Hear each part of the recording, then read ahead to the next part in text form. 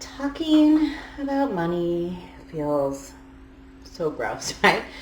It's terrifying to do it in an interview because what if we say a number that's too high and then they eliminate us from consideration?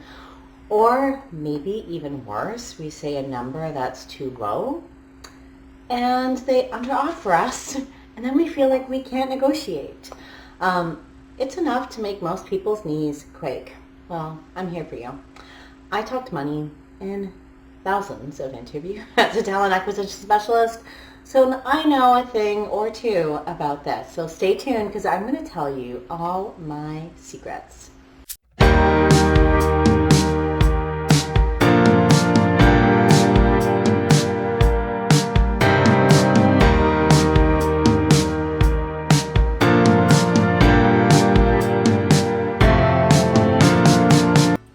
Hello, my name is Sarah and I am your career and leadership coach who helps people who feel unhappy and stuck, underpaid, overworked, and undervalued find their dream job or get their next promotion so that they can be working less hours, making more money, and finally feel fulfilled, happy, satisfied, challenged, doing work that they love. I come here each week to drop a new training like this one, sharing all of my secrets, spilling the recruitment tea. So if you're unhappy and stuck, make sure that you hit the subscribe button so that you don't miss a single thing. And if you are watching this on the day it's dropping, November 20th, and you haven't signed up for my free training, on Wednesday, I'm hosting a live free masterclass, Uplevel Your Career, Unlocking the Path to Your Promotion. Where we want to maximize that offer, we do not want a bottom of the salary range promotion raise. We want to maximize it. So getting comfortable talking about money is super important. But if you haven't signed up, hit attend or hit the RSVP below on the link below. And if you're watching this after the fact, then know that the replay is live and ready for you, so you can click the link to get that sent to your email. Okay, so first of all, I just want to give a little case for pay transparency in case any human resources individuals are watching this. Let's post the salaries, please. No one likes talking about money. I know most HR professionals don't either. Usually, I was an agency recruiter. We were trained on how to talk money. And when I would go into a corporate setting with individuals who had not been trained in an agency, they hated talking about money. No one likes talking about money. So post the salary ranges.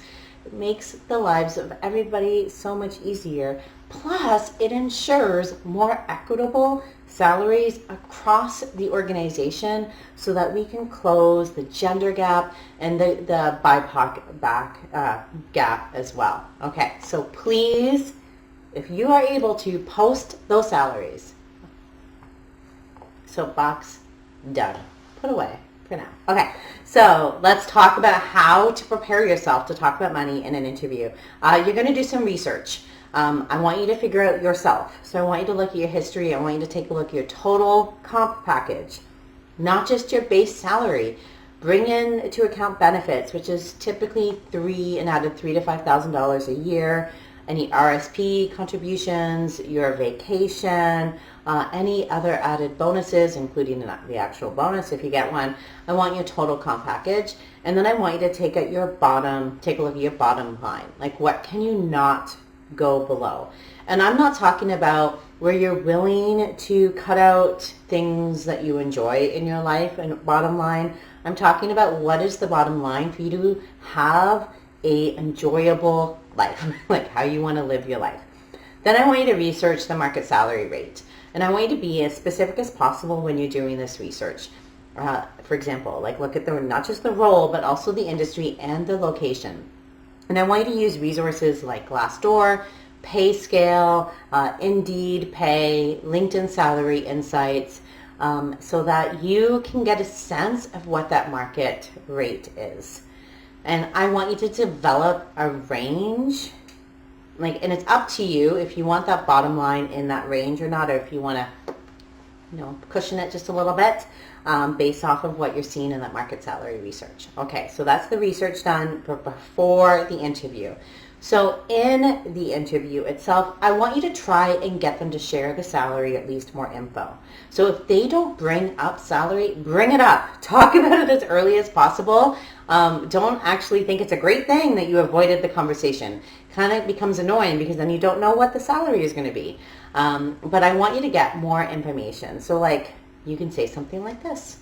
From what I read in the posting, the responsibilities of this role are slightly different than my previous role. Can you please outline the opportunity before we discuss a fair salary? So that's you trying to get more information if they have asked you outright what kind of salary range that you are looking for, salary that you're looking for. You could also ask, from what I read about this posting, they are slightly different than my previous role. So would you be comfortable sharing the range that you were looking for? So you can try and get them to give you the number first. Now, if it was like someone like me, I would not have given the number first. I was like a mean, playing a game of chicken recruiter when it came to this. I was like getting the number from you first. I'm sorry for that. That was not the way to do it. I have learned my lesson. But there are a lot of recruiters out there that wouldn't be mean like me. You would not see this as a game of chicken, who would then share the range first.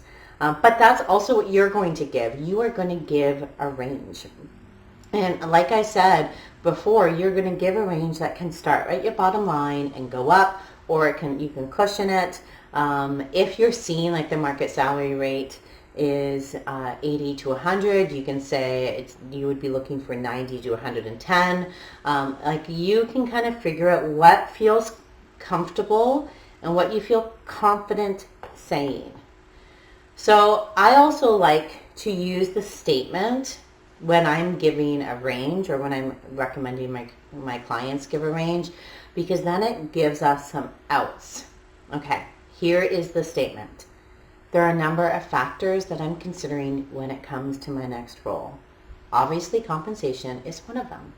Based on what I know right now about this role, I would be looking at a salary in the range of K to K, like 50 to 70K. Is that in line with what you are looking to pay? Here's why this is so important.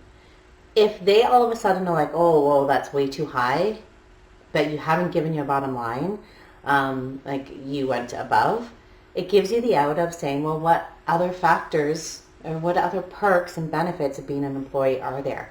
Because like I mentioned, I may be some flexible on salary depending on those other factors, so that you can give yourself an out to bump yourself a little bit lower. Also, if you feel like you've undersold yourself, that you've given a number that's too low, we've also given us the out of based on what I know right now about this role. So that if they offer an 80K salary and you're like, no, this is 100K. Now that I've had all of these interviews, I know that the salary is more. You can say something like, I know when we started this conversation, we discussed this range. That was based off of what I knew then. As I've gone through the interview process and learned more about what this role really entails, I've had to adjust the salary expectations based on that information. So now I would be looking for something like this. So it gives us some outs. And then also forces them by that last statement, is that in line with what you're looking to pay, for them to say a yes or a no, so that we can get that information. And if they are like, then you can say, okay, so then what is the range? Let's have a conversation so we can see if this makes sense for both of us. Don't just like sit back and like let this conversation run away from you. Don't sit back and let this opportunity run away from you because of your wanting to placate as someone who doesn't want to talk about money, or because you don't want to talk about money. Like, let's not do that. Okay, so I want you to also think about if the pay is too low. I hear this all the time. I don't want to knock myself out. I don't want to get rejected because I've given something too high. If your bottom line is 70K and they can pay 50 to 60K, and you have to go in the office, like there's no other way to make this work, then don't stress about getting rejected. You did not want that job. Get rejected so you don't have to waste your time in the interview process. It is not good practice. That's the other thing I hear is, isn't it good for me to practice? But you're practicing for a job you don't want.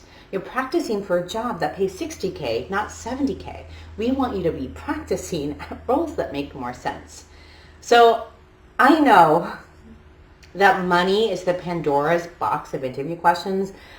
So I'm sure that this training has led to a ton of questions, and that is great. That is okay. Let's have this money conversation. Let's get used to talking about money. So all you have to do is drop those questions below and I'll answer them. And then don't forget to hit that like button if you're going to have the money conversation in your next interview, and subscribe so you don't miss next week's training. Until then, I am Sarah, your certified career and leadership coach, and I'll see you here next week for another training. Take care. Have a good one. Bye. If you liked this video, then I invite you to join me in the Find Your Dream Job program, where you work less, make more money, and finally feel fulfilled doing work that you love. Find out more at www.sarahcurto.ca/CYLA. See you there.